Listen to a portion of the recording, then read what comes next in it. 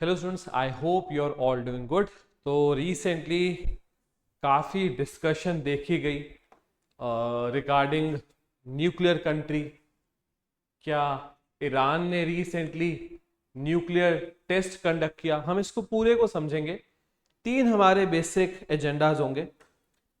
एक, nuclear country का मतलब क्या होता है, इंडिया एक न्यूक्लियर कंट्री, एक न्यूक्लियर पावर कैसे बना था, और क्या सच में ईरान ने रिसेंटली न्यूक्लियर टेस्ट कंडक्ट किया है? क्योंकि अगर ईरान ने न्यूक्लियर टेस्ट कंडक्ट कर लिया और ईरान के पास न्यूक्लियर वेपन आ चुका है, तो ये बहुत खराब न्यूज़ है इसराइल के लिए। क्योंकि ईरान और इसराइल, मतलब मैं आपको बताता हूँ, इसराइल ना तीन ऑर्गेनाइजेशन से लड़ रहा है, हमास, हिजबुल्ला और हुतीस।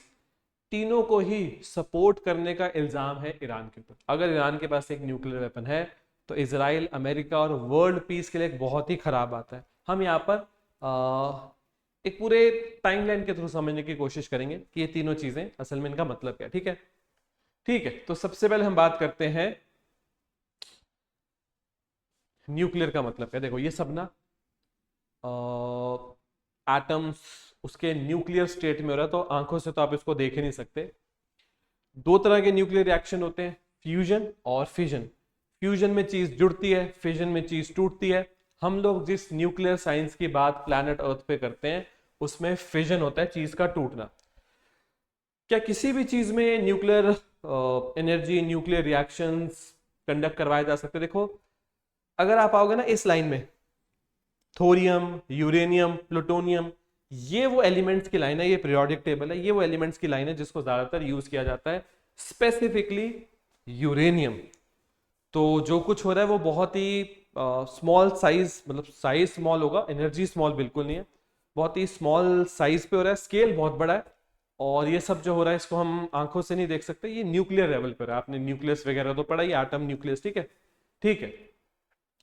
न्यूक्लियर एनर्जी बेसिकली दो जगह इस्तेमाल की जाती है, ज्यादा दुनिया इसको इस्तेमाल करती है इलेक्ट्रिसिटी प्रोड्यूस करने के लिए। कैसे? न्यूक्लियर रिएक्शन करवाते हैं, फिजन होती है, फिजन के दौरान बहुत सारी हीट रिलीज होती है जिसको बोलते हैं एक्सोथर्मिक रिएक्शन।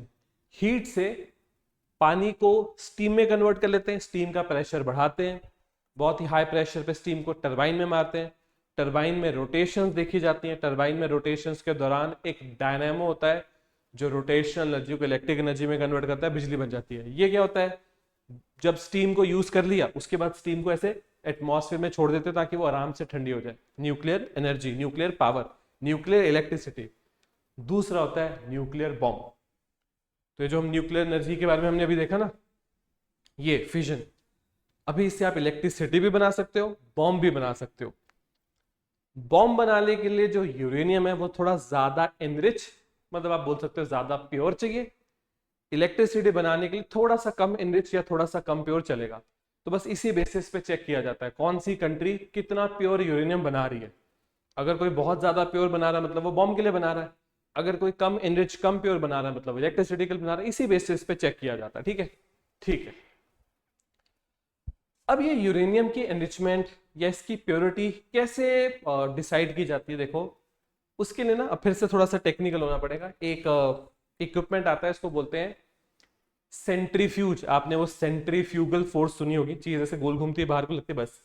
ये सेंट्रीफ्यूज पता है कैसा होता है? जैसे वॉशिंग मशीन होती है, घूमती है, ठीक है। अब अगर आप चाहते हो कि आपके पास न्यूक्लियर बॉम्ब हो, न्यूक्लियर बॉम्ब, तो आपका यूरेनियम का एनरिचमेंट 90% से भी ज्यादा होना चाहिए, बहुत प्योर यूरेनियम चाहिए। क्या इंडिया के पास यूरेनियम को प्योर करने के लिए एनरिचमेंट प्लांट्स है? ऑफकोर्स है, हमारे पास बॉम्ब है, हमारे पास न्यूक्लियर एनर्जी है, न्यूक्लियर पावर प्लांट्स है हमारे पास, ऑफकोर्स है। क्या ईरान के पास है? बिल्कुल, ईरान के पास भी है। पर अब तक ईरान न्यूक्लियर एनरिचमेंट करता था उतनी, यूरेनियम एनरिचमेंट करता था उतनी जितने से बिजली बने। पर बार बार इन पे इल्जाम लगे कि आप ज्यादा यूरेनियम एनरिच कर रहे हो और आप बॉम्ब बनाना चाहते हो। एक बार तो प्रॉब्लम इतनी बढ़ गई कि अमेरिका की सरकार, जब बराक ओबामा लीड कर रहे थे, उन्होंने बोला ऐसा करते हैं, एक डील साइन कर लेते हैं, ईरान न्यूक्लियर डील। उसका नाम था JCPOA, joint comprehensive plan of action, पर मीडिया उसको ईरान न्यूक्लियर डील बुलाता था।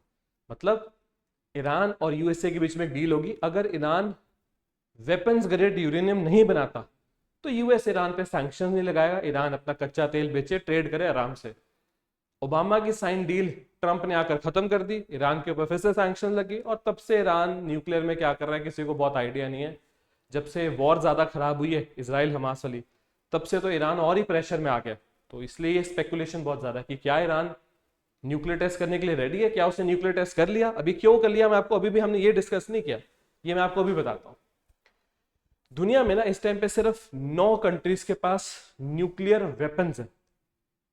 बिजली बनाने के लिए न्यूक्लियर पावर प्लांट्स बहुत के पास है, पर न्यूक्लियर वेपन्स सिर्फ 9 के पास है। सबसे ज्यादा न्यूक्लियर वेपन है रशिया के पास, फिर यूएस, फिर चाइना, फिर फ्रांस, फिर यूके। ये 5 को यूनाइटेड नेशन सिक्योरिटी काउंसिल में P5 भी बुलाते हैं, परमानेंट 5। उसके बाद इंडिया पाकिस्तान के पास न्यूक्लियर वेपन है, इजराइल और नॉर्थ कोरिया के पास भी न्यूक्लियर वेपन है, पर ये कभी भी मानते नहीं, एक्सेप्ट नहीं करते इस बात को। इनसे पूछो तो ये मानते नहीं, पर ये एक ओपन सीक्रेट है, सबको पता है इन दोनों के पास भी न्यूक्लियर वेपन है। तो मतलब इजराइल के पास न्यूक्लियर वेपन है, वो ईरान को मना करता है कि ईरान को बनाने मत दो, पर इजराइल के खुद के पास न्यूक्लियर वेपन है। अगर ईरान ने बना लिया, ईरान ने टेस्ट कर लिया, अगर ईरान इजराइल पे न्यूक्लियर अटैक करेगा तो ऑफकोर्स इजराइल वापस से एक रीलॉन्च करेगा अटैक का, और वो बहुत बड़ा होगा। तो मैं आपको वही बोल रहा हूँ कि अगर ये ऐसा कर चुके हैं कि ईरान के पास भी न्यूक्लियर वेपन है और इजराइल के पास तो ऑलरेडी है, तो ये बहुत चीजें खराब कर देंगे। वर्ल्ड पीस तो, ट्रेड वगैरह तो छोड़ दो, ये तो वर्ल्ड पीस ही खत्म हो जाएगा। अभी तो हम सिर्फ ट्रेड के लिए डर रहे हैं ना, आगे जाके तो वर्ल्ड पीस ही खत्म कर देंगे। अब सबसे बड़ा सवाल, जो हमारा फर्स्ट स्लाइड थी कि क्या ईरान ने रिसेंटली न्यूक्लियर टेस्ट कर लिया है। देखो आप ना ओपन में तो न्यूक्लियर टेस्ट कर ही नहीं सकते, इतने सैटेलाइट से सबको पता लग जाएगा। तो अगर आपको याद हो, हमने जब 1998 में दूसरी बार न्यूक्लियर टेस्ट किया था, 74 में पहली बार, 98 में दूसरी बार, पोखरण में हमने एक अंडरग्राउंड न्यूक्लियर टेस्ट किया था। मैं आपको दिखाता हूं, हमारा पहली बार जब न्यूक्लियर टेस्ट किया था तो इंदिरा गांधी जी की सरकार थी, दूसरी बार अटल बिहारी वाजपेयी जी, ठीक है। तो जब हमने दूसरी बार न्यूक्लियर टेस्ट किया था 1998 मई मंथ में, तो इस तरह से अगर आप देखो एक गड्ढा बन गया था, crater after the underground nuclear test on 11th of May 1998 at Pokhran testing. हुआ क्या होगा, जमीन के नीचे न्यूक्लियर टेस्ट किए, अब टेस्ट की पावर इतनी ज्यादा थी कि नीचे जमीन में कैविटी बनी, उस कैविटी को भरने के लिए ऊपर की मिट्टी इस तरह से नीचे चली गई। बहुत ऐसा मत समझना कि बस यही न्यूक्लियर टेस्ट किए, बहुत नीचे किए जाते हैं। क्यों?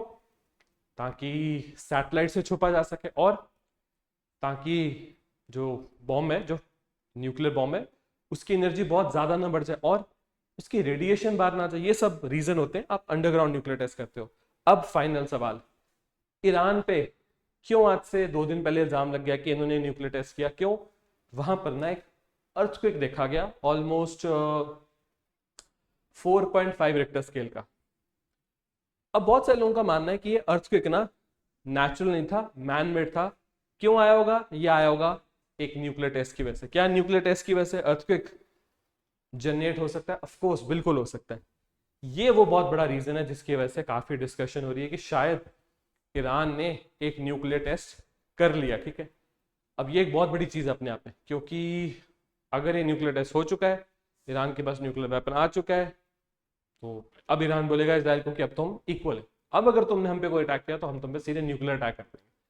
और इजराइल कैसी कंट्री है, वो किस तरह से रिप्लाई करती है इसको आप जानते हो, ठीक है। तो आई होप आप समझ पाए न्यूक्लियर टेक्नोलॉजी, न्यूक्लियर एनर्जी क्या होता है, क्यों ईरान पे इल्जाम लगा कि ईरान ने रिसेंटली एक न्यूक्लियर टेस्ट, ठीक है। तो ऐसी ही और वीडियोस मैं आपके लिए लाता रहूंगा। तब तक के लिए thank you and have a very successful day. Thank you students, thank you.